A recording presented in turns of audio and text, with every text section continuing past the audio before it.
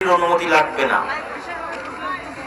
স্বামী মারা গেলে নাকে ফুল রাখা যাবে কি যাবে না? মানুষ মারা যাওয়ার পর তাদের শরীরের লোম পরিষ্কার করা যাবে কি যাবে না?